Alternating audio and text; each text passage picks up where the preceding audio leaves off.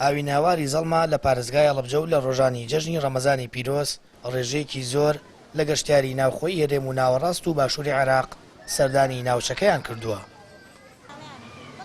بەڕێوەبەری گشتی گەشت و گوزاری ئەڵەبجە ئاماری گەشتیاران بۆ سێ ڕۆژی جەژنی ڕەمەزان بۆ پەیام ئاشکرا دەکات و دەڵێ زیاتر لە 25,000 گەشتیار سەردانی ناوچە گەشتیاریەکانیان کردووە. بەنسبەت هاتنی گەشتیارەوە لە یەکەم ڕۆژ جەژنی ڕەمەزانی پیرۆزەوە تا ئەمڕۆ کە سێم ڕۆژە زیاد لە 25,000 گەشتیار سەردانی ناوچە گەشتیارەکانی سنووری پارێزگای هەڵەبجەی کردو و بە تایبەتیش هاوین هەواری ئەحمەد ئاوە و سەرچاوەی زەڵم.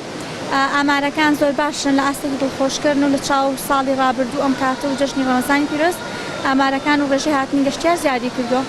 لە سنووری پارێزگای هەڵەبجە 36 ناوچەی گەشتیاری و شوێنەواری و ئاینی هەیە، بەڵام گەشتیاران زیاتر لە بۆ نەو جەژنەکاندا سەردانیاوی ناواری زەڵم دەکەن و داواکارن گرنگی زیاتر بۆ ناوچانە بدرێت و ئاوڕی زیاتری لێ بدرێتەوە.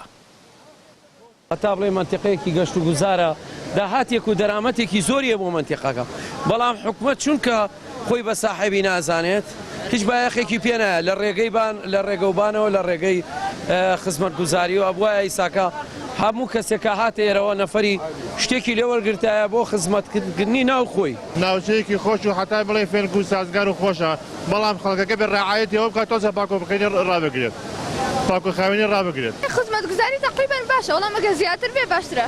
وەڵام هەست دەکەم بە پێی پێویست گرنگی پێ نەدراوە، ئینشەڵڵا لە داهاتووە گرنگی پێ بدرێت زیاتر خزمەتگوزاری بۆ بەردەست بکرێ باشترە. نحن جئنا من محافظة ئێمە لە پارێزگای کەربەلاوە هاتوین بۆ پارێزگای سلێمانی.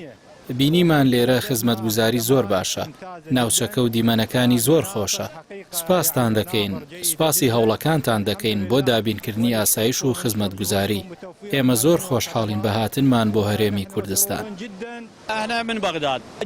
من لە بەغداوە هاتووم، ئێرە کەشێکی خۆشی هەیە، خەڵکێکی باشن، گەلی کوردستان کەسی چاکن.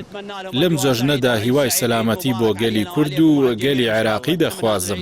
هیوای کەشێکی خۆش و جەژنێکی پیرۆزیان بۆ دەخوازین. جەژن لە ئێمە و ئێوەش پیرۆز بێت ئینشاءالله. بەپێی ڕاگەندراوێکی دەستەی گەشت و گوزاری هەرێم لە ڕۆژانی جەژنی ڕەمەزانی پیرۆز 100,000 گەشتیار هاتوونەتە هەرێمی کوردستان. پێشبینیش دەکەن ڕێژەکە بۆ 250,000 بەرز ببێتەوە. سامان فەتاح، کەناڵی ئاسمانی پەیام، هاوین هەواری زەڵم لە هەورامان.